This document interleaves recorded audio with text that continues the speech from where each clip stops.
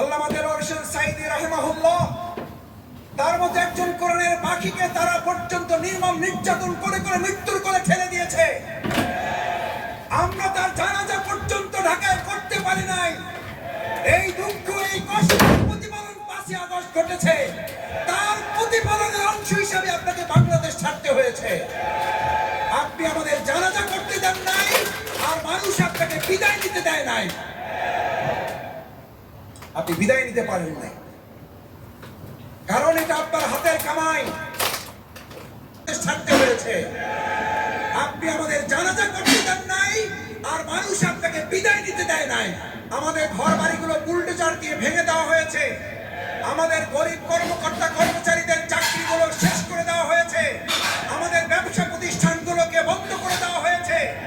আমাদেরকে 1 সেকেন্ডের জন্য অধিকার আদায়ের আন্দোলনে থামিয়ে দেওয়া যায় নাই। আমাদের এই দেশকে অঙ্গরাজ্য পরিণত করার জন্য 15.5টা বছর মূলত আমাদের উপর জুলুম করা হয়েছে। আগস্টের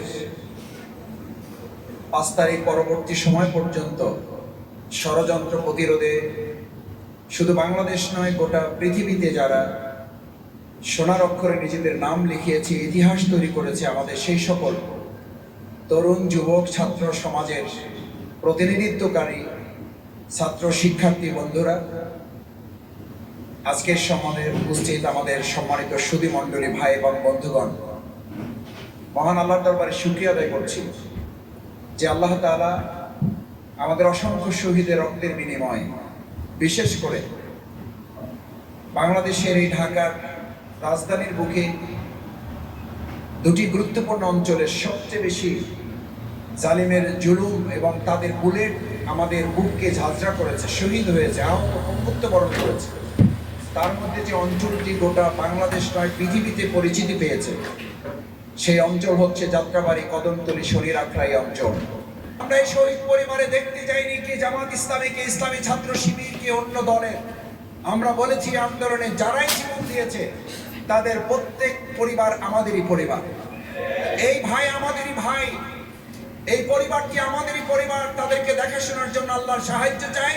আর আমরা আমাদের সীমিত সামর্থ্য নিয়ে দুনিয়াবি দৃষ্টিতে যা করা প্রয়োজন আমরা সবটুকু করব ইনশাআল্লাহ। আহত বন্ধুত্ব ভাইদের জন্য বাংলাদেশ জামাত ইসলামী, ঢাকা মেডিকেল, সোহরাওয়ার্দী মেডিকেল, পঙ্গু হাসপাতাল সহ হৃদরোগ ইনস্টিটিউট এবং সিএমএ সহ যেখানে আমাদের প্রাইভেট মেডিকেলগুলো প্রত্যেকটিতে ঢাকা মহানগরী দক্ষিণ জামাতের পক্ষ থেকে আমরা প্রত্যেকের কাছে যাওয়ার চেষ্টা করেছি। আমাদেরকে গ্রেফতার করা হলো অন্যায়ভাবে। তাদের বিরুদ্ধে 71 সালের সেই মিথ্যা অপবাদমূলক সম্পূর্ণ অন্যায়ভাবে একটা বিচারিক হত্যাকাণ্ডের তারা প্রস্তুতি গ্রহণ করলো। আল্লামা দেলোয়ার হোসেন সাঈদী রাহিমাহুল্লাহ তার মতো একজন কোরআনের পাখিকে তারা পর্যন্ত নির্মম নির্যাতন করে করে মৃত্যুর কোলে ঠেলে দিয়েছে। আমরা তার জানাজা পর্যন্ত ঢাকায় করতে পারি নাই। এই দুঃখ, এই কষ্টের প্রতিফলন 5ই আগস্ট ঘটেছে। তার প্রতিফলনের অংশ হিসাবে আপনাকে বাংলাদেশ ছাড়তে হয়েছে। আপনি আমাদের জানাজা করতে দেন নাই, আর মানুষ আপনাকে বিদায় নিতে দেয় নাই।